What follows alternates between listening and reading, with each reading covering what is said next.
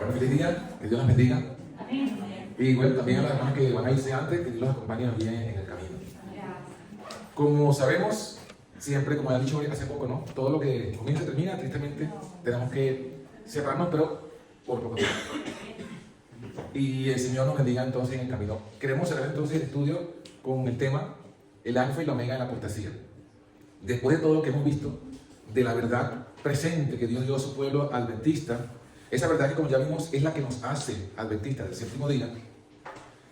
También la profecía bíblica y también el espíritu de profecía, tristemente, Dios nos reveló que surgiría entonces una apostasía. Y justamente vamos a ir viendo algunas de esas cosas. Antes de entrar de lleno en el tema así, vamos a ir, a mí siempre me gusta que lo veamos en la Biblia, ¿no? Vamos a ir al libro de Apocalipsis capítulo 7, que ha sido uno de los que más hemos mencionado en todo el estudio, donde aparece los 144.000, donde aparece esa obra de sellamiento que ya hemos entendido, ¿verdad? Comenzó en el 48, cuando Dios envió su ángel sellador, que dijimos que es el tercer ángel que trae el sello que está en la ley, que es el sábado, es el tercer ángel entonces, que también trae la fe de Jesús, que la coloca en la frente, mostrando entonces que el sábado nos lleva al conocimiento del Dios verdadero, nos da un mensaje que complementa todo eso que está en, como ya hemos visto en el santuario. Pero fíjense que si nosotros vemos Apocalipsis, después, en el versículo 3 en adelante, encontramos que ese ángel viene a sellar. ¿Y a dónde viene? Dice el versículo 4. ¿Oí el número de sellados? 144.000 sellados. ¿De dónde? De todas las tribus de los hijos de Israel. Y antes ha mencionado sellados a los siervos de nuestro Dios en sus frentes. O sea, el ángel viene a sellar a los siervos de Dios, el ángel viene a sellar al Israel de Dios, al pueblo de Dios. No se entienda que aquí Israel represente los judíos según la carne. Porque el verdadero Israel de Dios, atención, nunca ha sido según la carne. Repito, el verdadero Israel de Dios nunca ha sido según la carne. Nunca. Ni antes de Cristo, ni después de Cristo. Siempre ha sido la descendencia de la promesa. Acuérdense que Abraham tuvo 2 hijos y solamente el de la promesa era el elegido. Así el mismo Isaac tuvo 2 hijos también y solamente el menor fue el elegido. Entonces, toda esa historia nos muestra que el Israel de Dios siempre ha sido el verdadero Israel y nunca ha sido el de la carne, sino el de la promesa. Entonces, cuando aquí el ángel va a las tribus de Israel, se refiere entonces a ese mismo Israel, al verdadero Israel. ¿Quién es el verdadero Israel? Todos los que creen en Jesús. Eso es lo que dice Pablo en Gálatas. Por cuanto sois de la fe, sois hijos de Abraham, por cuanto creéis en Jesús. Porque la promesa que dice la Biblia es, la promesa que hizo Dios a Abraham y a su simiente. ¿Quién es la simiente? Es Cristo. Entonces todos los que son de Cristo somos de la simiente de Abraham. Por eso entonces que el sello, cuando dice que va a la tribu de los hijos de Israel, va a la iglesia que para este momento es el Israel de Dios. Pero ¿qué vemos allí? En el versículo 4 y en el versículo 5, vemos que dice que de todas las tribus de Israel, de todo el número de las tribus de Israel, solo hay 12.000 sellados de cada tribu. ¿Qué significa eso? Que solamente se selló al remanente. La palabra remanente, o sea, de las tribus de Israel, solamente se selló el remanente. ¿Qué significa la palabra remanente? El residuo, lo que queda. Y se supone que cuando se usa la palabra remanente, un residuo, lo que queda, es porque se supone que hay una cantidad más grande, pero no quedó. ¿No quedó cómo? No quedó fiel. Entonces, lo que es el remanente, lo que es esta profecía, lleva implícito que habría una apostasía que justamente es el tema de hoy. O sea, aquí tenemos el primer fundamento de que también se nos anticipaba en el mensaje de sellamiento de los 144.000 que Israel iba a apostatar. El Israel del último tiempo iba a apostatar. Y por tanto, entonces, solamente Dios sacaría un remanente. Vamos a ir ahora a otro pasaje bíblico. Antes de explicar en sí qué es la apostasía y en qué consiste, vamos a ver el fundamento profético. Vamos al libro de Ezequiel capítulo 9, que es un paralelo al sellamiento de Apocalipsis. En Ezequiel capítulo 9 vemos entonces también la misma figura del sellamiento, la misma profecía, pero en otros elementos. Dice, Clamores oídos con gran voz diciendo: los verdugos de la ciudad han llegado, cada uno trae en su mano su instrumento para destruir. Contexto de esta profecía. Ezequiel era contemporáneo con dos profetas. Contemporáneo quiere decir que vivieron en la misma época.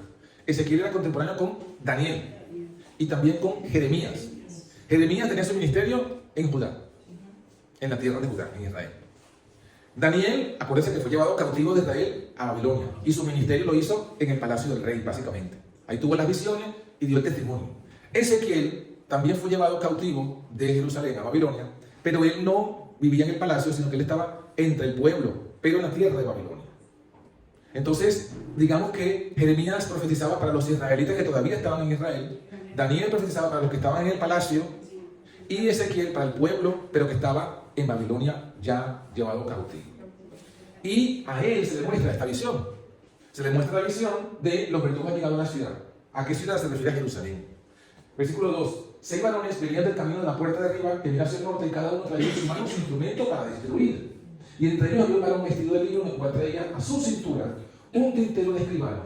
Y entrados se pararon junto al altar. Entonces, ¿qué vemos allí? Había 6 varones para destruir.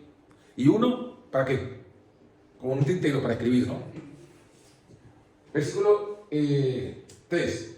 La gloria del Dios de Israel se elevó encima del querubín, sobre el cual había estado alumbrando la casa, y llamó Jehová al varón vestido de lino, que tenía en su cintura el tintero de escribanos. El primero que es llamado no son los de destrucción, sino es el varón con el tintero.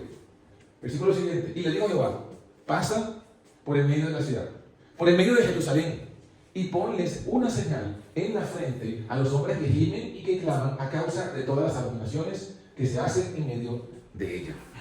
Entonces ahí está el señalamiento, una señal en la frente. ¿Se acuerdan cuál fue uno de los versículos que usamos o que estudiamos para mostrar que el sello de Dios es el sábado? Uno fue ese Éxodo 31:13. ¿Y cuál fue el otro? Ezequiel 20:20. Este mismo Ezequiel. Así que cuando Ezequiel dice aquí la señal, el mismo Ezequiel 20:20 explica que esa señal es el sábado. O sea que seguimos en el mismo contexto. Fíjense entonces, se le da esta orden a este varón que tenía el tintero de escribano. Entonces, por el paralelismo con Apocalipsis 7, ¿quién es este varón? El ángel, ¿sí? El ángel que trae el sello. Y por tanto, ¿este varón quién es? El tercer ángel. Porque según Apocalipsis, el ángel que sella es el ángel que trae el sábado, es el tercer ángel. Este es el tercer ángel. O sea que, fíjense que aquí podemos ver que en Ezequiel está también la profecía del mensaje del tercer ángel. Ahí está. Muy bien. ¿A dónde hay que pasar? A Jerusalén. Y fíjense que aquí se muestra y se dice: el sello solamente va a colocarse sobre un grupo remanente. ¿Cuál grupo remanente? Características según Ezequiel. Los que gimen y claman. ¿Por qué gimen y por qué claman? A causa de las abominaciones que se hacen en Jerusalén. Ya lo vamos a ver. Lo que quiero que enfaticemos, que se enfatice, que veamos bien claramente, es que aquí, más que en Apocalipsis, aquí sí se evidencia que el sellamiento viene solo para el remanente, para los que no han participado de la apostasía. Esa apostasía aquí se le llama abominaciones. O sea que, ¿queremos saber cuál es la apostasía alfa y omega en la Biblia, en la profecía? Aquí la tenemos. Bueno, pero es que Ezequiel 9 no me dice, en sí, menciona que Jerusalén está llena de abominaciones y que los sellados son los que no participan de esas abominaciones, los que no se quedan callados. Porque usan dos palabras en el versículo: gimen y claman. Gemir, ¿con qué está relacionado la palabra gemir en la Biblia? Cuando habla del Espíritu Santo, que clama por nosotros con gemidos indecibles. Entonces, gemir está relacionado con la oración. Gemir entonces es a orar al Señor. Sí, esa es una palabra. Y la otra dice: y claman. ¿Qué significa clamar? Otra palabra bíblica: clama a voz en cuello, no te detengas, y denuncia justamente a mi pueblo, ¿qué cosa? Su pecado.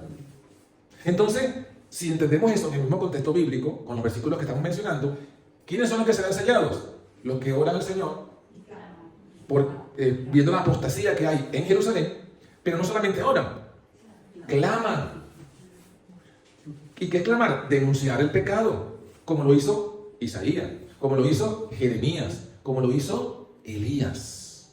Y Elías es significativo porque Elías es tipológico de nuestro tiempo.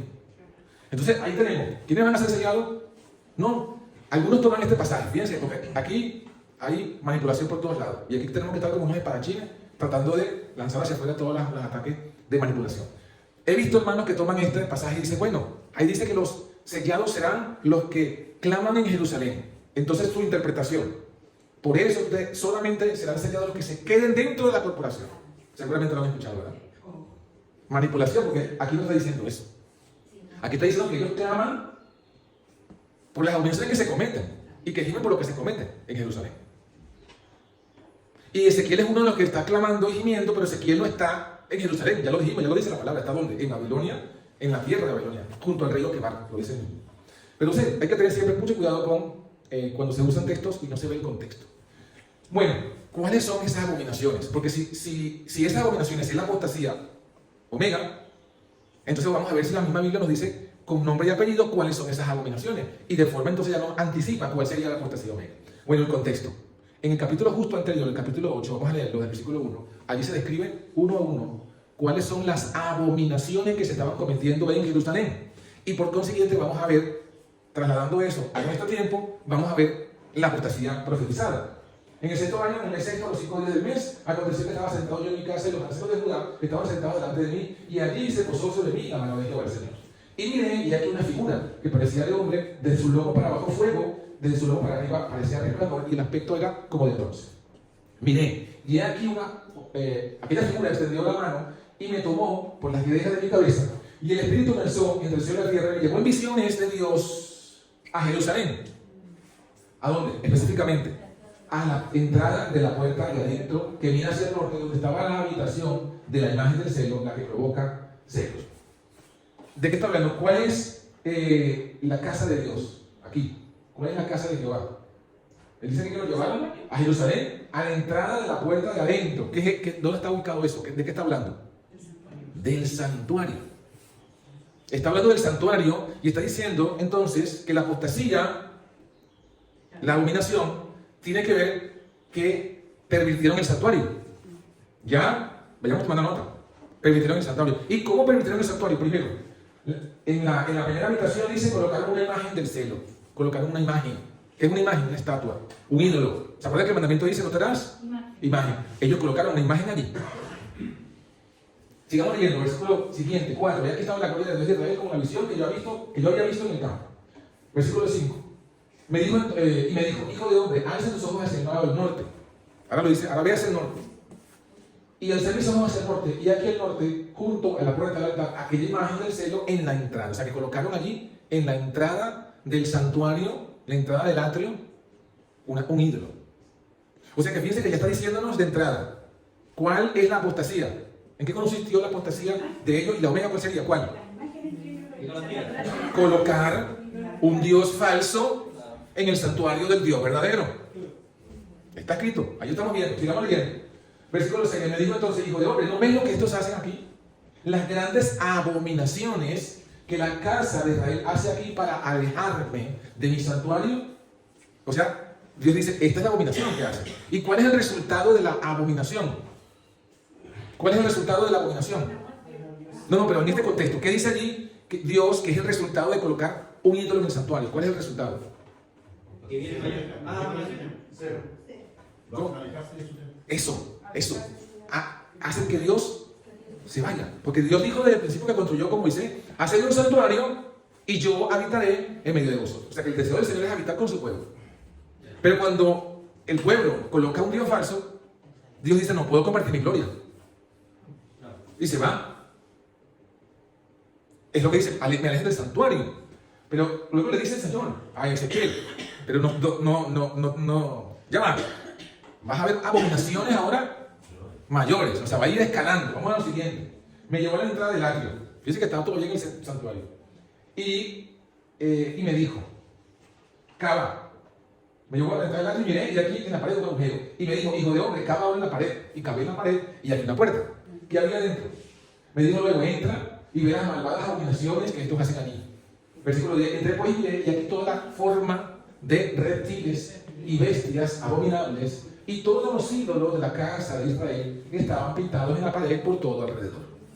O sea, ahora había más ídolos, pero estos eran otros ídolos. El primero era una imagen.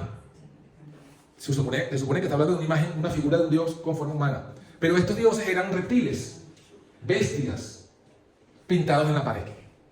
Lo pintaron en la pared del santuario. O sea, ¿se acuerdan que el santuario estaba envuelto con cortinas y las cortinas estaban bordadas con qué? Con ángeles, con querubines. Bueno, esto en lugar de eso ya ahora pintado reptiles en la pared del templo. Y delante de ellos, ¿quiénes estaban entonces con los reptiles? ¿Quiénes estaban allí con los reptiles? Delante de ellos estaban 70 varones de ancianos de la casa de Israel.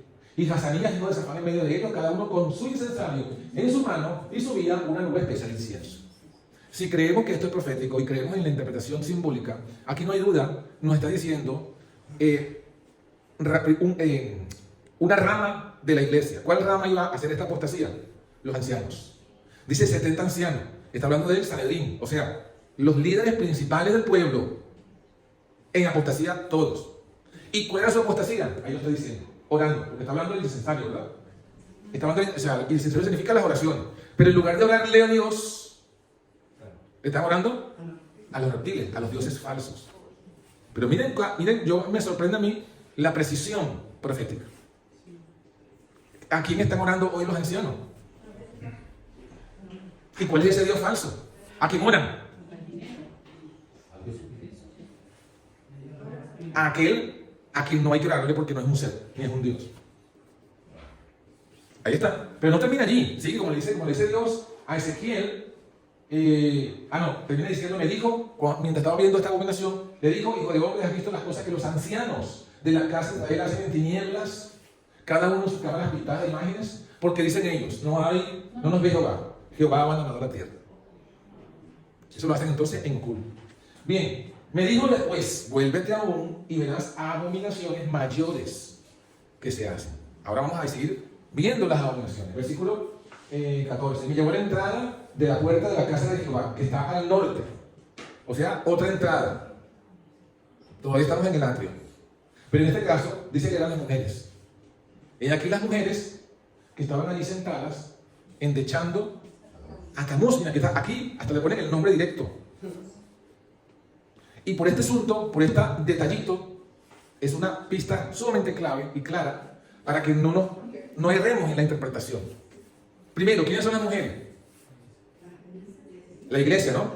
O sea, está hablando de las iglesias, porque está hablando en plural, las mujeres. Las diversas congregaciones que están unidas a la Asociación General del Sanedrín de los Ancianos están endechando. ¿Qué significa endechar? Llorando, clamando. ¿Pero a qué? ¿A qué Dios? A Tamuz. Pero Tamuz no es un Dios único. Tamuz es parte de una Trinidad. ¿Cuál es la Trinidad a la que pertenece Tamuz? Tamuz es el hijo. ¿De qué Trinidad? De Baal y de Astarte, o también se llama Asera. Baal, Astarte y el hijo Tamuz. Y ahí está la clave. Esa Trinidad de dioses, ¿cuál es su origen? ¿De dónde son? ¿A qué nación pertenecen? ¿Qué historia bíblica nos habla de un evento donde Israel aceptó esa Trinidad de dioses? ¿Se acuerdan? No, eran dioses fenicios. ¿Y los trajo? ¿Quién los trajo a Jerusalén? A Israel. ¿Cómo? Acab. Cuando se casó con Jezabel, trajeron a los Baales. Y usted la historia de Elías va a leer justamente que se trajeron a Baal, a Aserá. Y los Baales, que está allí, Tamuz. Esa Trinidad es la Trinidad de Dios de Jezabel.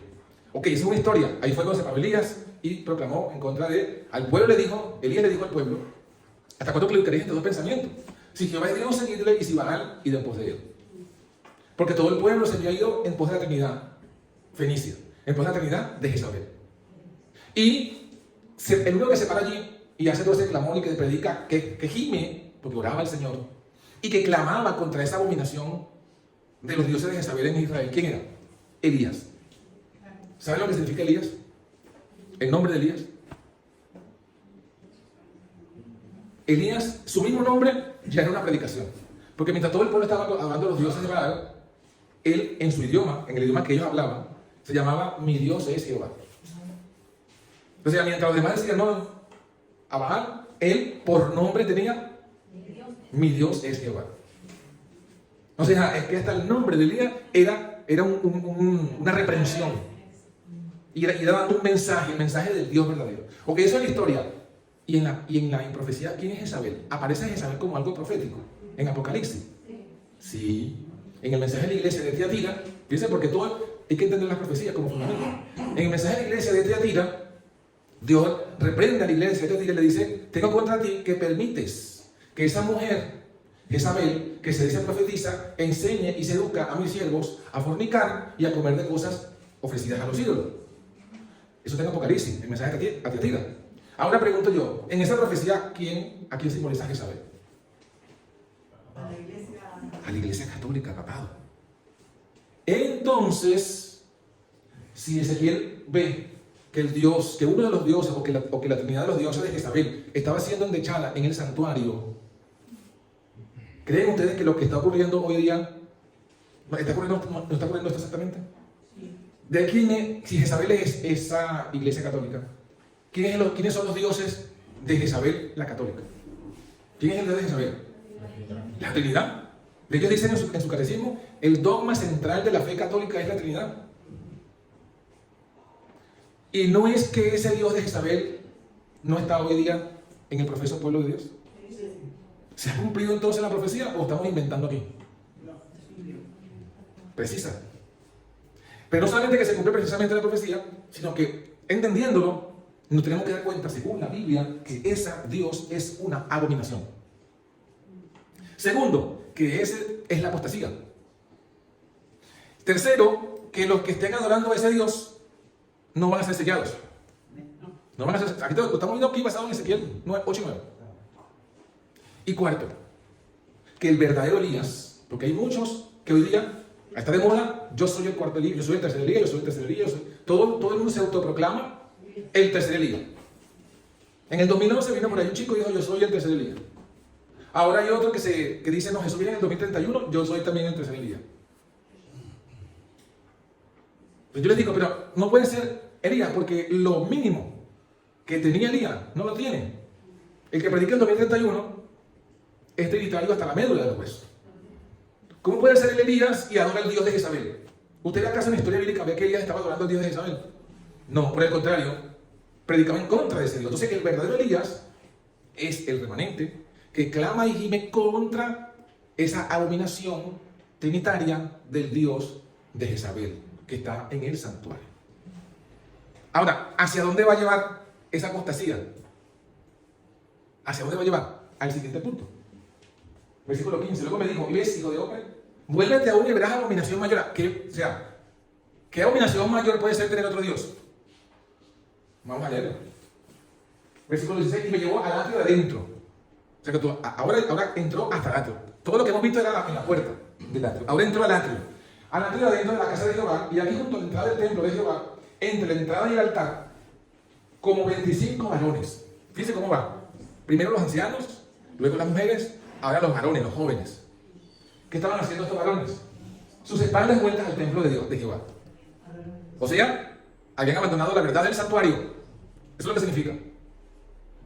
¿Y qué estaban haciendo entonces? Adorando sus rostros hacia el oriente, adoraban al sol, postrándose hacia el oriente. ¿Qué es la adoración al sol?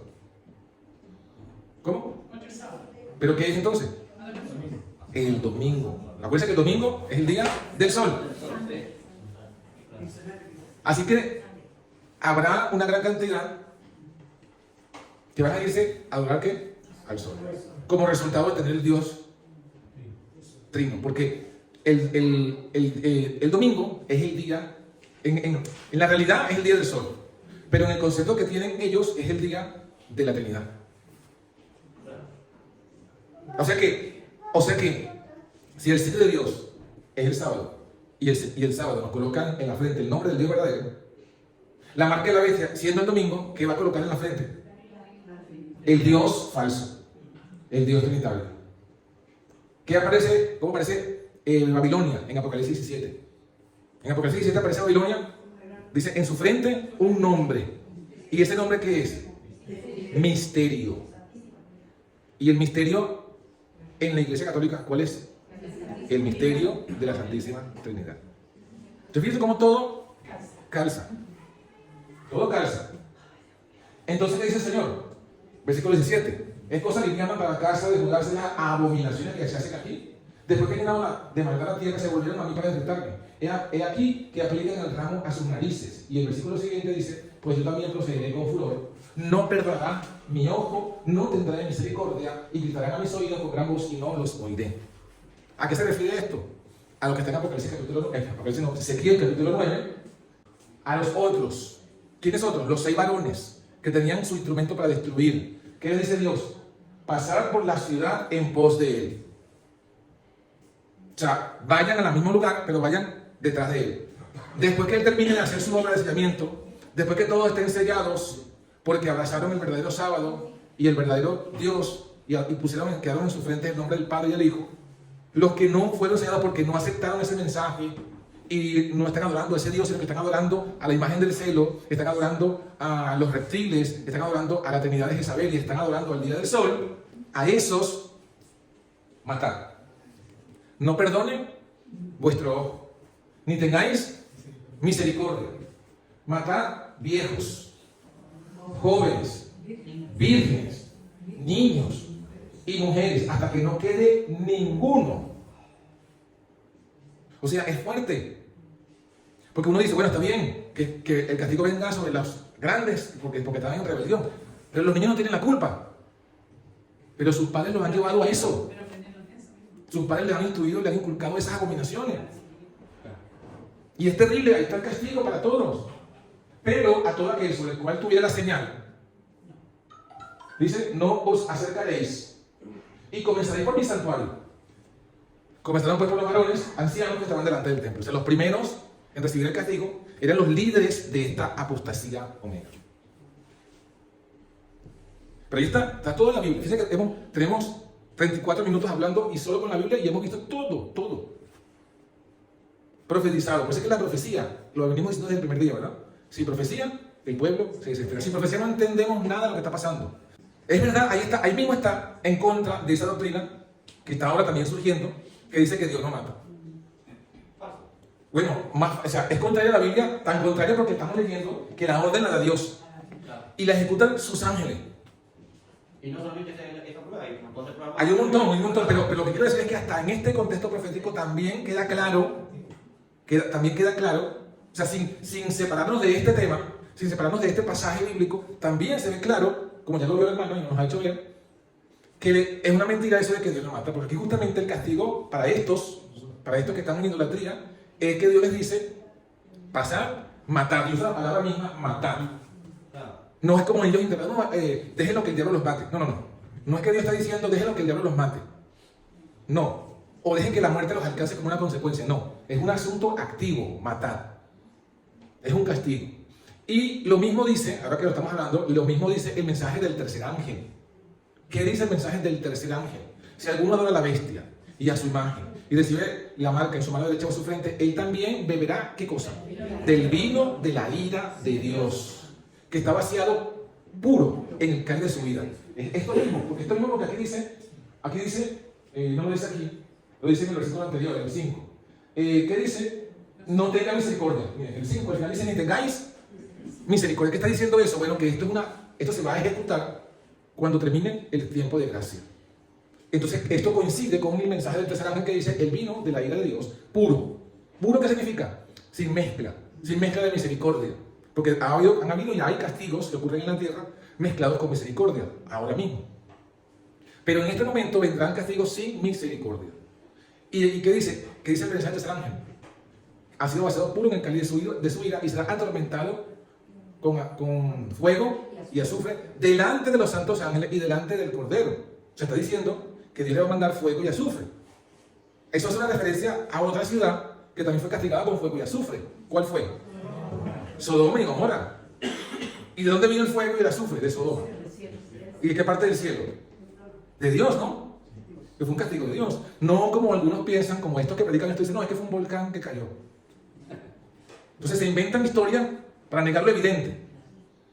Es cierto que la Biblia llama a esa obra de castigo de parte de Dios extraña obra. Isaías creo que es 28. Se levantará Jehová y hará su extraña obra. ¿Por qué dice extraña obra? Porque no es lo que Dios desea.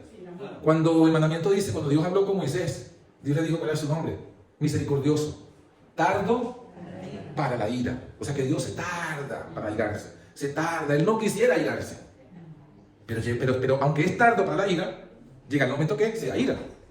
O sea que sí hay un momento en que Dios se ira y hace una extraña obra. ¿Es extraña para él? Sí, pero la hace cuando ya no queda otra opción. Y es lo que dice este pasaje. Bueno, está el versículo de Isaías 21, 28-21. Jehová se levantará como en el monte de Perazín, como en el valle de Gabaón, se enojará para hacer su obra, su extraña obra, hacer su operación, su extraña operación. Porque no es lo que Dios quisiera, pero lo tiene que hacer. Lo mismo dice el mensaje del tercer ángel: el castigo que vendrá sobre los que adoran a la bestia, su imagen, reciben su marca. Lo mismo que estamos leyendo en Ezequiel 9. Dios le da la orden a estos ángeles: pasen, destruyan, maten jóvenes, vírgenes, niños. ¿Pero a quiénes? A los que despreciaron el sello.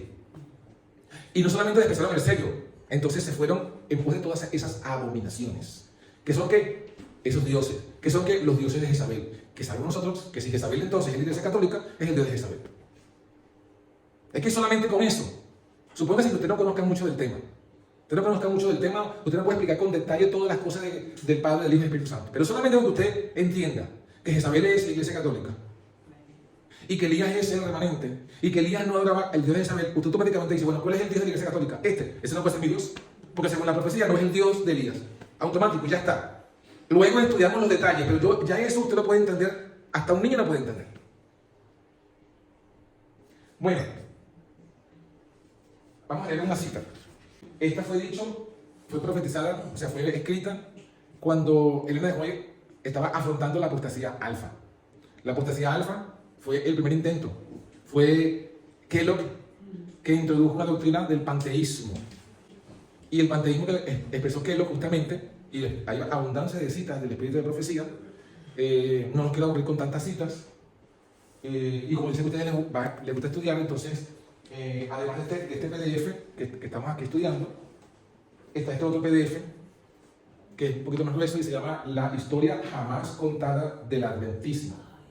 Entonces aquí lo que hice fue recopilar todas las citas donde la hermana habla de la apostasía alfa y omega, en orden cronológico histórico y explicando el contexto, para que entendamos que la apostasía alfa comenzó con el panteísmo, intentando de que Kellogg decía que Dios está en todas partes, pero no solamente que estaba su poder, que su poder era omnipresente, sino que su persona era omnipresente. De ese contexto, Elena de White dijo: eso destruye el santuario, porque ya hemos estudiado que Dios está en el santuario. Entonces, si Dios en persona está en todas partes, eso es lo que decía, inclusive lo que dice Elena de White. ¿Cuál era la conclusión? Que nosotros tenemos que buscar a Dios dentro de nosotros, porque si Dios está en todas partes, yo no tengo que buscar a Dios allá afuera. Dios está dentro de mí, porque Dios está en todas partes, según ese concepto. Y eso es lo que decía Elena de White: destruye el santuario y hacen del hombre su propio salvador. Pero claro, cuando se opusieron a Kellogg y Elena de White le hizo frente, como Dios le mandó, le dijo: hazle frente. Entonces Kellogg cambió. Y Kellogg dice: mira, ya no creo que sea Dios Padre el que sea omnipresente, sino que ahora creo en Dios Padre, Dios Hijo y Dios Espíritu Santo, y es Dios Espíritu Santo el que está presente en todas partes. Cuando Kellogg hace esa confesión, nos deja a nosotros el testimonio de que esa apostasía alfa lo llevó a él a una apostasía omega, que ese concepto panteísta lo llevó a él a la Trinidad. Porque lo que dijo él cuando dijo eso fue la Trinidad, ese es el concepto trinitario. Entonces de eso entendemos que la apostasía omega es el desarrollo de la apostasía alfa y consiste en la Trinidad dentro del pueblo adventista. Entonces eso es lo que dice la cita. Este PDF ya se lo pasé al hermano y ellos supongo que se lo pasarán a todos para que ustedes puedan estudiarlo y, como buenos marianos, confirmar estas cosas. La cita: el enemigo de las almas ha procurado introducir la suposición de que había de realizarse una gran reforma entre los adventistas del séptimo día. O sea, el enemigo tomaría esa cita donde la hermana White dijo: necesitamos una reforma y un reavivamiento, y la pervertiría para decir que esa reforma debía consistir en dos puntos clave. Aquí hay que entender esta cita porque de aquí vamos a concluir muchas cosas. La reforma, esa falsa reforma que es la apostasía omega, consiste básicamente en dos cosas. Primero, renunciar a las doctrinas que están en pie como las columnas de nuestra fe. O sea, todo lo que vimos ayer en la tarde, esa doctrina, renunciar a eso. Esa doctrina que leímos, según el Espíritu de Profecía, es la que nos hace a nosotros adventistas del séptimo día. Bueno, renunciar a esa doctrina. Punto número 1. Punto número 2. Y que había de comenzar un proceso de reorganización. O sea, primero iban a llevar a la iglesia a que renunciara a esa doctrina. Y luego reorganizar la iglesia. Cuando se habla de reorganizar, está hablando de organización. Pero organizar la iglesia, la pregunta es, ¿pero la iglesia no estaba organizada? No se organizó en 1863. Entonces, ¿cómo es que van a reorganizar la iglesia? Se convertiría en otra iglesia y en otra forma de gobierno de iglesia, en otra forma de orden. De hecho, aquí mismo lo vamos a leer al final. Aquí lo dice. No. Así, aquí. Esa reorganización se convertiría, dice, se establecería una nueva. Ahí está. Una nueva organización. Entonces, apostasía omega tiene dos caras. Dos caras. No es solamente la Trinidad. Porque además no es una sola doctrina, sino los principios, las columnas de nuestra fe. Y luego reorganizar la iglesia, convirtiéndola en una nueva organización. Entonces, adelanto, porque yo sé que estas cosas ustedes las han escuchado. Cuando nos acusan a nosotros, pero es que ustedes se están yendo en una nueva organización, porque nos hemos salido de la preparación. No, son ellos los que han hecho una nueva organización. Es al contrario. Es como cuando Acab se encontró con Elías. Acab le dijo a Elías, ¿eres tú el que perturbas a Israel? Y Elías no le dijo, perdón, pastor. No, Elías le devolvió. No soy tú, eres tú y la casa de tu padre, porque han dejado a Jehová y han ido tras los Baales. Eres tú el que perturbas a Israel. O sea, no somos nosotros, son ellos. Bueno, los dos puntos. ¿Cómo se desarrolla? Si se efectuara esta reforma, ¿qué resultaría? Los principios de verdad que Dios en su sabiduría ha dado a la iglesia remanente serían descartados. 2. Sería cambiada nuestra religión, como lo dice el hermano Patricio. Otra iglesia. O sea, que de adventista solo le queda el nombre. Por eso que se llaman adventista nominal. Eso es lo que significa adventista nominal. Adventista solo de nombre. ¿Qué más? Sería cambiar esta religión. Los principios fundamentales que han sostenido la obra durante los últimos 50 años serían considerados como error. Se escribirían libros, se establecería una nueva organización y se escribirían libros de una nueva orientación. Se introduciría un sistema de filosofía intelectual. Los fundadores de este sistema irían a las ciudades, harían una obra maravillosa. O sea que su labor en la ciudad sería una obra maravillosa. Luego dice, por supuesto, no es que van a renunciar abiertamente al sábado, pero se tendría poco en cuenta el sábado. Y también al Dios que lo creó, o sea, nos traían al Dios creador. No se permitiría que nada se interponga en el camino del nuevo movimiento, o sea, intolerancia. El que no acepte, fuera.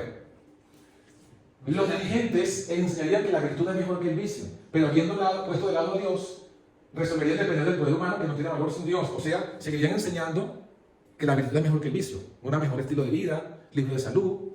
Pero ¿desde qué óptica le enseñarían? Anoche hablamos algo de eso. ¿Desde qué óptica enseñarían que la virtud es mejor que el vicio? ¿Desde qué óptica? No, ahí lo estoy diciendo. Sin Cristo, justificación por obra. Claro, tiene razón. Y ahí está diciendo, habiendo puesto de lado a Dios, resolvería depender del poder humano. Claro. Finalmente, está la última parte, que poco se habla. Su fundamento estaría edificado sobre la arena. ¿Y qué es lo único que destruiría esa nueva organización, ese sistema? ¿Qué es lo que lo va a destruir? La tormenta y la tempestad barrerían la estructura. Entonces está hablando ya, está anticipando que cuando venga, que eso va a persistir hasta la ley dominical, que es la tormenta y la tempestad. Bueno, fíjense entonces, esencia de la apostasía omega.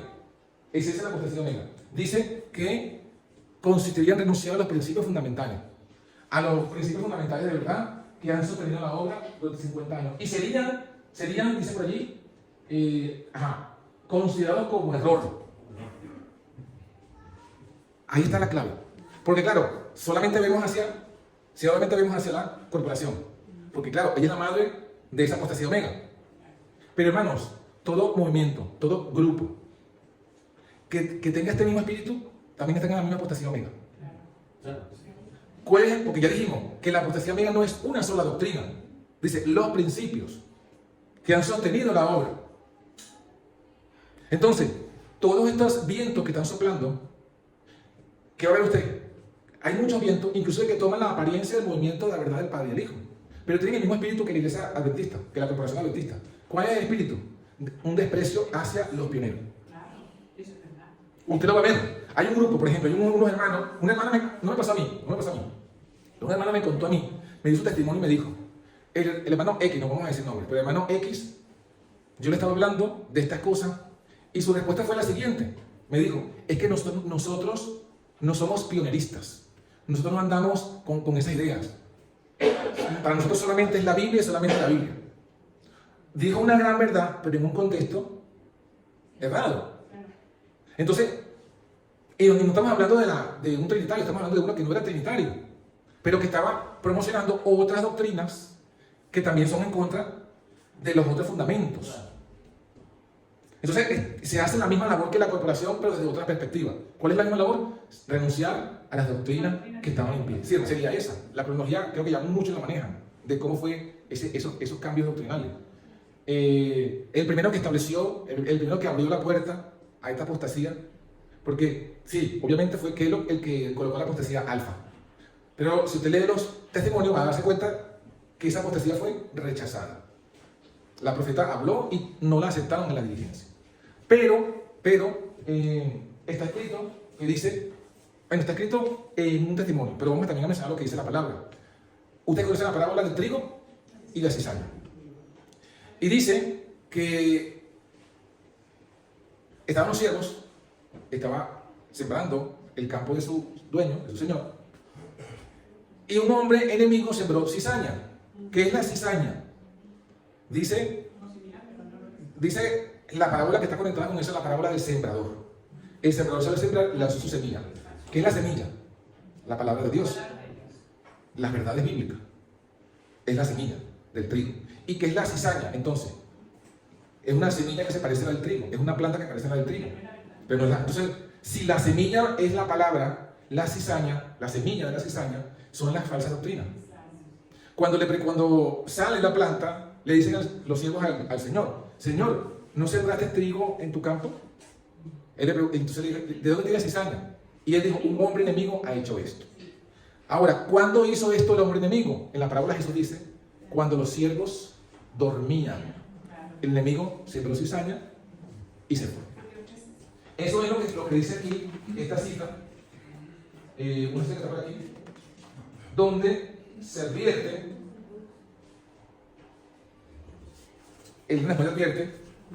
que la apostasía omega, esta que está profetizada, comenzaría inmediatamente cuando los siervos de Dios durmieran.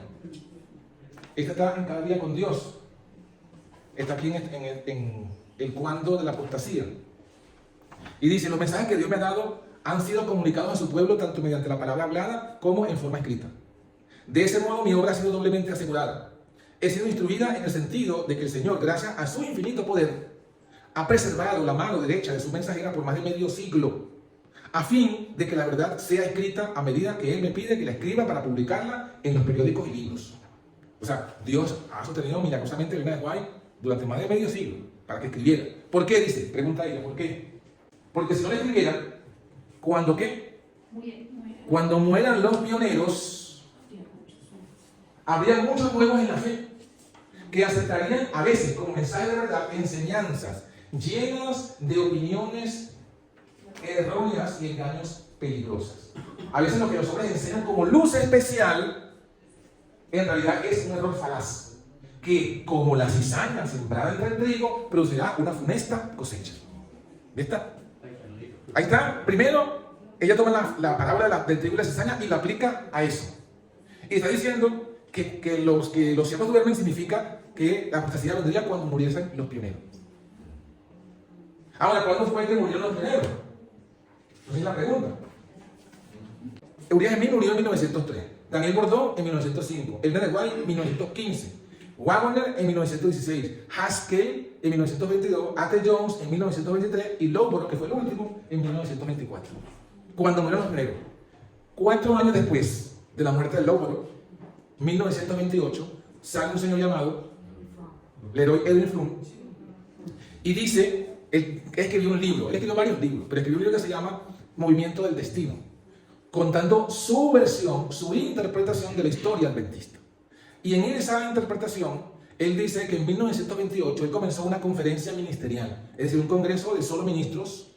¿Para qué? Para enseñarles la verdad acerca del Espíritu Santo. Él fue quien escribió ese libro. Después de ese congreso, él escribió un libro que se llama La venida del Consolador, donde aparecieron por primera vez, atención, repito, aparecieron en ese libro por primera vez las citas que luego se colocaron en el libro del evangelismo. Y el libro del evangelismo lo compiló él. Bueno, él dice que cuando hizo ese congreso ministerial, él se me puso la idea, vamos a hablar de la personalidad del Espíritu Santo. Lo dice en su libro. De hecho, dice así, ¿puedo hacer una confesión franca? Cuando comencé a preparar un material para este tema, para los ministros de la Iglesia Adventista, porque él era secretario de la Asociación General, cuando él dijo, bueno, yo me propuse preparar a todos los ministros de la Iglesia en este tema, no encontré material entre nuestros pioneros. Y tuve que buscar material en líderes y libros de otras iglesias. O sea, él hecho una confesión. ¿Cuál es su confesión? Esa verdad no la encontré en los pioneros y la encontré en unos libros de Babilonia. Y traje ese vino de Babilonia y lo presenté a los ministros de la iglesia. Todos aceptaron y a partir de allí se introdujo entonces ese mensaje falso. Y este personaje duró también casi más de medio siglo, porque este Levi Fromm también estuvo involucrado en el cambio de la doctrina de la naturaleza humana de Cristo. O sea, él fue un instrumento satánico para cambiar la doctrina del Dios verdadero al Dios trinitario, para cambiar la doctrina de Jesús con carne de pecado a una doctrina sin carne de pecado. Y comprobado que eso era... Sí, hay un testimonio que ustedes habrán visto en YouTube de una hermana, o sea, que lo conoció en persona, que dice pues que cuenta que él, creo que no sé si fue ella o otra persona católica, La amiga. la amiga que era católica, ella le invitó a la iglesia. Y ella fue y cuando vio a Levi Fromm predicando, se espantó porque dijo, ese es el obispo de mi iglesia, católica. Entonces, fue la evidencia de que, ya va, pero no es pastor adventista de toda la vida. Entonces fue la evidencia, digamos, el testimonio que está de que este personaje probablemente con toda certeza era un jesuita infiltrado. Su sepultura dice que tiene su opinión. Pero la mayor evidencia no son todas esas cosas, sino Jesús dijo, por sus frutos lo conoceréis. Y aquí está su fruto. Su fruto es que él cambió, él llevó a la iglesia, la condujo a esa, bueno, no a la iglesia, a la denominación, al liderazgo. A esos 70 ancianos él los llevó a la apostasía. Otra cosa, Levi Fromm, digo esto para que lo tengamos presente. Ustedes conocen los comentarios bíblicos adventistas, ¿verdad? Sí. Es algo que, digamos, que los adventistas se usan mucho porque, bueno, ahí se hacen análisis de las palabras en griego, en hebreo, etc. En ese comentario aparece una sección de citas de Elena de White. Pero en esas citas de Elena de White son citas seleccionadas para que digan lo que ellos quieren que digan. Porque ahí, cuando se habla, por ejemplo, de las citas de la naturaleza humana de Cristo, allí aparece una famosa cita que parece que dice Elena de White, no presentéis a Cristo con tendencias al pecado. Pero realmente está mal traducida y está fuera de contexto. Pero no es que quiero hablar de eso directamente, sino que quiero decirles, hagan la tarea. Si alguno tiene un comentario bíblico, búsquelo en su casa y busque en la primera página quiénes son los editores de ese comentario y quién es el que está en la cabeza, en la cabeza del cuerpo editorial de esos comentarios. Se van a sorprender cuando vean el nombre allí, grandote, Leroy Edwin Fromm.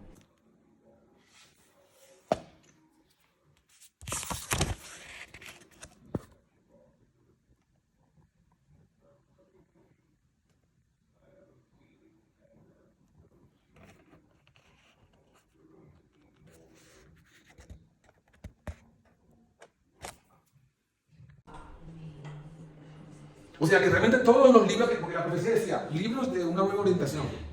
Bueno, prácticamente todos los escribió Fromm.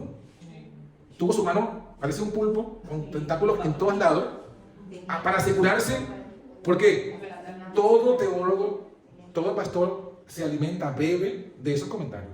Inclusive muchos hermanos, y aún inclusive de nosotros, de este movimiento, vamos viendo allí, y no somos conscientes, porque eso es que bueno que usted lea el autor. ¿Quién es el autor? ¿Quién está aquí detrás de todo esto? Porque las compilaciones, ya lo dijimos, los escritos de Elena de White son inspirados, pero las compilaciones no. Porque las compilaciones son gente que arma citas y las pone según él cree. Entonces, eso fue la labor que hizo Fromm. Instruyó a los pastores en esa falsedad, se aseguró de los cambios doctrinales, escribió libros para que quedara sentada esa falsa doctrina, compiló libros de Elena de White, el evangelismo lo compiló él, todo para esa labor titánica que ha dado el fruto de que hoy día la iglesia está en la apostasía omega. 1928, luego vino 1931 cuando se cambian los fundamentos. La iglesia publicaba los principios fundamentales en el anuario, en el yearbook. Y durante toda la época que Elena de White estuvo en la iglesia, los principios del yearbook eran los mismos que estudiamos ayer. Y el cambio de doctrina, por lo menos en el yearbook, fue en 1931. Obviamente, Fromm estuvo allí con su mano. Fromm también estuvo en la comisión editorial de sacar una versión editada del libro de Uriah Smith, que mencionamos de Daniel Apocalipsis. En 1941 se hace un nuevo voto bautismal, donde se le exige entonces a los hermanos que hagan su pacto, aceptando que hay un Dios, Padre, Hijo y Espíritu Santo, una unidad de 3 personas. Y así va avanzando el cambio de doctrina. De hecho, yo hice por aquí una pequeña lista que habla de ese tema, ¿no? Dijimos 1928, 31, el 49 voto bautismal. En 1944 fue la revisión del libro de Uriah Smith. En 1946 fue la compilación que hizo Fromm del libro del evangelismo. En el 57 David Fromm edita el comentario bíblico, 1957 y 53, 57. En 1957 se escribe el libro Preguntas sobre Doctrina. ¿Han escuchado ese libro, no? Bueno, ahí también estuvo David Fromm. Y fue un comité donde se pusieron a responder las preguntas de los evangélicos y presentaron el mensaje adventista en un tono amigable para los evangélicos. Y es justamente allí donde se presentan cambios de doctrina sobre la naturaleza humana de Cristo. Ya también está la Trinidad, pero ya se habían cambiado mucho antes. O sea, digamos que primero hubo una resistencia de la Trinidad, pero finalmente lo cambiaron. Ya para los 50 ya no había problemas con la Trinidad, ya todos los habían aceptado. ¿Qué faltaba entonces cambiar? La naturaleza humana de Cristo. O sea, ahora ese fue el trabajo que hizo en la segunda parte con el libro Question on Doctrine. Y todos estos cambios habían sido nada más a nivel de los ancianos, a nivel de los líderes. Pero faltaba ahora que el pueblo, que los miembros de la iglesia lo aceptaran. O sea, así llegamos hasta 1980. ¿Por qué hablamos de 1980? Porque para nosotros debe ser significativo en 1980. Bueno, vamos otra vez a la Biblia. Parece que todos tenemos que entenderlo a la luz de las historias bíblicas. En la Biblia tenemos una historia que ustedes conocen. ¿Sí? ¿Qué historia conocen ustedes de la Biblia? Cuando Jesús fue juzgado por Pilato. ¿Qué hizo el pueblo de Israel? Ya lo hemos hablado. Los judíos entregaron a Cristo a Pilato para que le diera muerte, porque ellos no podían darle muerte.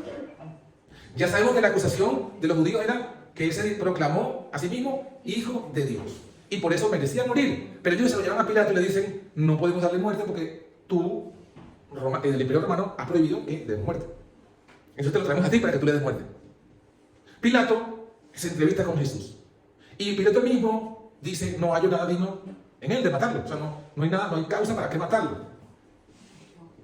Pero Pilato, en lugar de ponerse firme con la verdad, o sea, de ponerse firme, mira, si este hombre es inocente porque no lo voy a matar aunque ustedes me lo pidan. Él quiso ser más astuto que el diablo. Y quiso hacer uso de la astucia y dijo, bueno, vamos a hacer algo. Como yo tengo una costumbre de que cada año en la Pascua les libero un preso, voy a proponer que liberemos a Jesús. Y así quedó yo bien con Dios y con el diablo. No lo mato y le voy a decir a los fariseos, no fue culpa mía, el pueblo fue el que eligió. Eso es lo que hacen los políticos. Eso es lo que hacen los políticos. Bueno, ¿qué hizo Pilato? Mandó a traer a Barrabás. ¿Quién era Barrabás? Dice que la Biblia dice que Barrabás había sido colocado preso por una sedición. ¿Y cuál era la sedición? Le explica inclusive el Espíritu de Profecía y nos dice que él, atención con esto porque esto es clave, Barrabás se había proclamado Mesías. Pero él era un Mesías que decía liberar a los judíos de la dominación política que tenía Roma sobre Israel.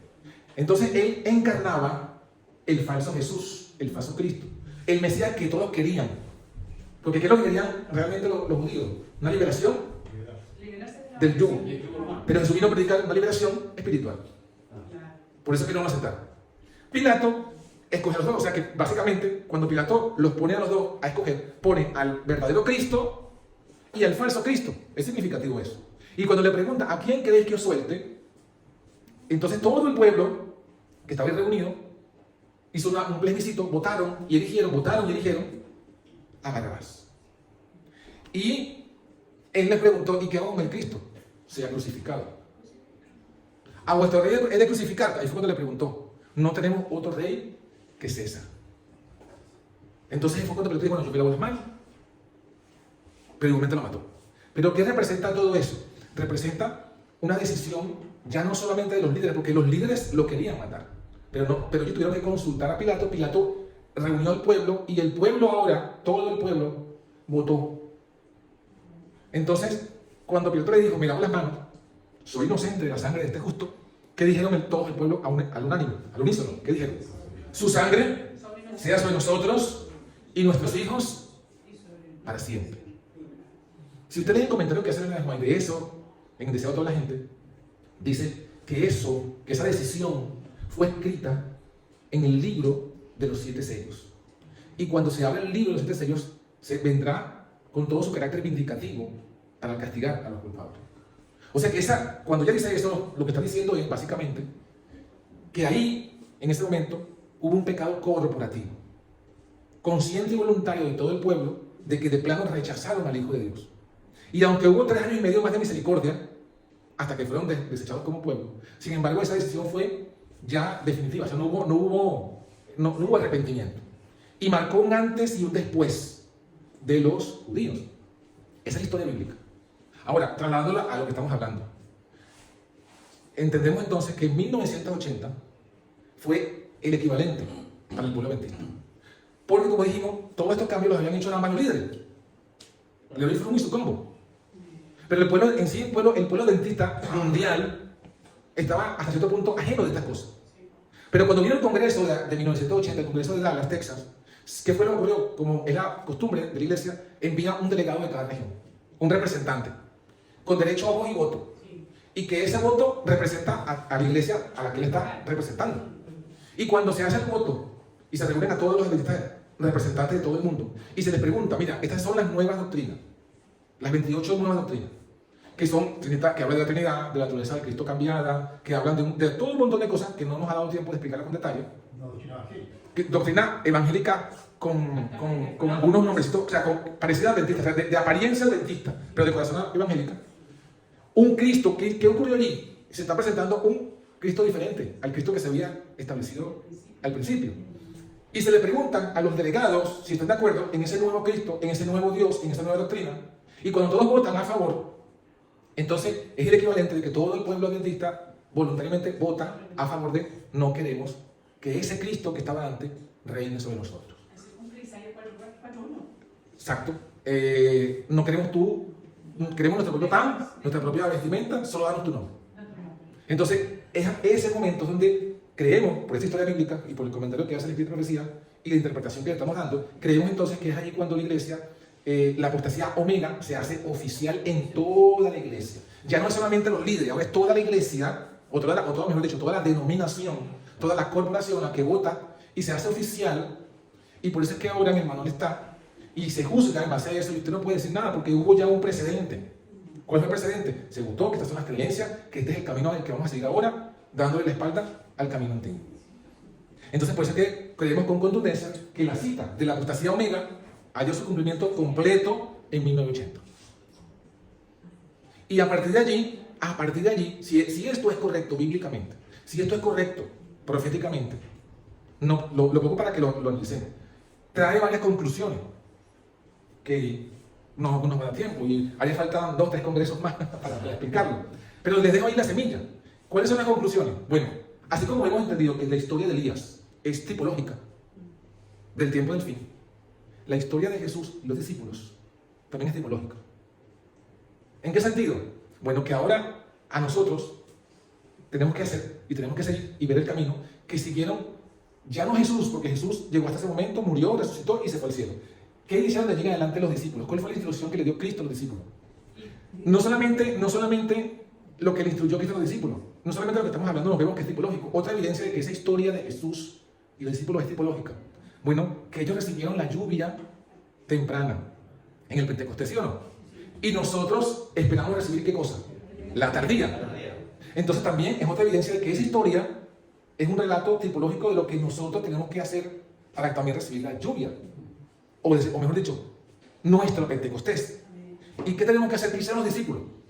¿Qué hicieron los discípulos? Entendieron que a partir del momento de la cruz tenían ahora una misión: predicar al verdadero Cristo, aunque se lo prohibieron, aunque los azotaron. Entendieron que tenían que estar reunidos en el aposento alto. Y cuando iban al templo, ¿a qué iban? ¿A escuchar a Caifás, las oratorias de Caifás? No, a predicar, lo que había dicho. A predicar.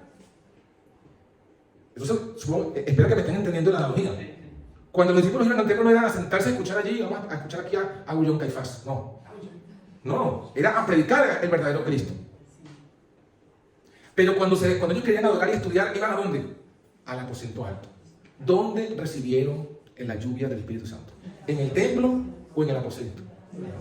En el aposento. ¿Dónde vamos entonces a recibir nosotros la lluvia? ¿En la corporación o en nuestros aposentos altos? Este viene a ser nuestro aposento alto. Cada grupo que se reúne aparte de esa apostasía son aposentos altos de cada ciudad, de cada región. Y es ahí donde tenemos que congregarnos. Pero, como le dije, haría falta más tiempo, pero se lo dejo allí. También hay que ver, también hay que ver qué pasó, qué hicieron los discípulos durante esos 50 días. ¿Qué hicieron los discípulos desde que Jesús murió? Porque acuérdense que el Pentecostés llegó 50 días después de la Pascua, ¿no? Jesús murió en Pascua. 50 días después de la Pascua vino el Espíritu Santo. ¿Qué hicieron los discípulos durante esos 50 días? ¿Qué decisiones tomaron para que ellos recibieran el Espíritu Santo? Porque si ya nosotros entendemos que el equivalente a la cruz fue en 1980, lo que nos queda a nosotros ahora entonces es hacer lo que hicieron los discípulos durante esos 50 días para que también nosotros recibamos la lluvia. ¿Y dónde está eso especificado? Hechos capítulo 1. Hermana, Edith.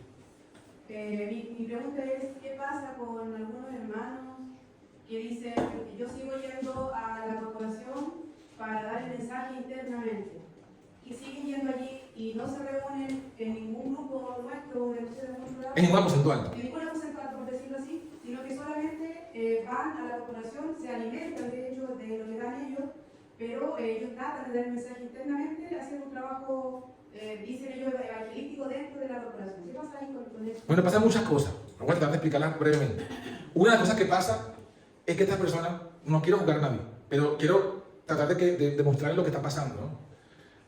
Hemos dicho en otras ocasiones, nosotros venimos de la iglesia, de la corporación adventista. Y hemos salido hemos visto una luz. Decíamos el primer día que estábamos tuertos, ¿verdad? En las profecías. Pero esto aplica también a muchas otras cosas. Nosotros hemos crecido en esa corporación y hemos adoptado muchas cosas que creemos como ciertas. Una de esas cosas yo le llamaría ese es el método evangelístico. Ellos tienen un método evangelístico. El método que tienen es el método de infiltración. Estas personas están aplicando un método evangelístico que yo le llamo método de infiltración. Me siento y a lo que pueda le voy diciendo las cosas. Pero ese no es el método que enseñó Jesús. Ese es el punto clave. ¿Quién es el que aplica el método de infiltración? Los jesuitas, ¿verdad? Ese no es el método de Cristo. El método de Cristo es predicar el evangelio. Jesús le dijo a los discípulos, lo que oís aquí en tinieblas, decidlo a la luz. Cuando llamó a los profetas, le dijo, ya lo citamos hace rato, párate en el templo. Le dijo a Jeremías en una ocasión, vete al templo. Y alza tu voz a todo lo que entra por el templo y se lo dice directamente. O sea, el Señor no anda con dobleces y ambigüedades y calladitos. No, el Señor, con amor sí, con misericordia, pero claro y transparente. Si usted quiere predicarle a los adventistas, pues visite a los adventistas, porque esa es otra cosa. Todos sabemos esto. Usted va a la iglesia y usted no le van a dejar predicar. Usted desde que se sienta en la escuela sabática hasta que termine el culto, escuche lo que hacen en la plataforma. Si medio le dejan hablar es en la escuela sabática. Pero cuando usted va a 2 o 3 escuelas sabáticas, ya lo tienen después ya fichado.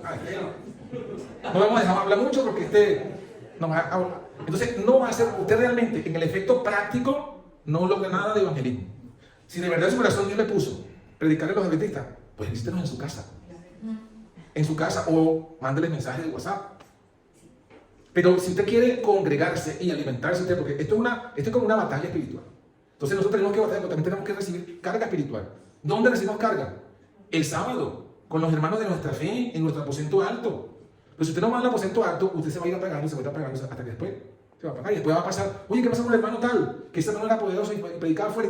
No, pero es que entonces se apaga, se apostata o regresa a la iglesia. No, es que mejor me quedo aquí porque tengo a los muchachos para que no crezcan ahí. O sea, pasan muchas cosas, pero al final el resultado es que la semilla de la fe verdadera se apaga, se marchita y no avanza. Dios dejó un claro camino. Nosotros no podemos ser más sabios que Cristo. No podemos. Y si Cristo le dijo a los discípulos, hagan esto, y los discípulos se reunían aparte y solo iban allí a dar testimonio, no inventemos el agua tibia. Ya Jesús dijo cuál es el camino, ya los discípulos lo hicieron, sigamos el camino. Ya, exacto, no hay que inventar nada. Pero ya había una mano. Pastor, hay un versículo, voy a parafrasear, no sé si algún hermano recuerda, usted que dice que Jesucristo, él cuando lo acusaron, nada hizo en secreto, todo lo dije aquí dentro del templo, él nunca se escondió para predicar el entendimiento. Gracias, ese versículo también lo dice claramente. Jesús dice, se defendió, las poquitas veces que habló en ese momento, dijo eso. Yo nada he hecho en secreto. Todo lo hice en el público, en el templo. Pregúntale a los discípulos para que ellos sepan, y a todos los que están ahí sabrán lo que yo dije. Entonces, eso evidencia cómo era el método de Cristo. Entonces, sigamos a Cristo, creamos a Cristo y apliquemos el camino de Cristo. Yo entiendo que también pasa que a veces uno sabe que van a venir persecución. Y yo creo que lo que pasa es que queremos evitar eso. Pero no se puede evitar lo inevitable. No podemos evitar lo inevitable. Jesús lo dijo. Y Jesús lo dijo, seréis aborrecidos de toda la gente por mi nombre. Entonces, aceptémoslo, internalicémoslo y gocémonos. Seremos aborrecidos por el nombre de Cristo. Entonces, basta ya con querer agradar al mundo, con querer agradar a los adventistas, con querer agrademos a nuestro Señor Jesús, que fue quien dio su vida por nosotros. Prediquemos claramente, eso sí, con amor, con tolerancia, pero con firmeza, con claridad, sin ambigüedad. Y que pase lo que tenga que pasar. Entonces, bueno, vamos a dejarlo hasta aquí. No sé si hay preguntas. No. Déjame aquí la exposición del tema. Ahora vamos a las preguntas, aunque ya ustedes han estado en preguntas de hace rato.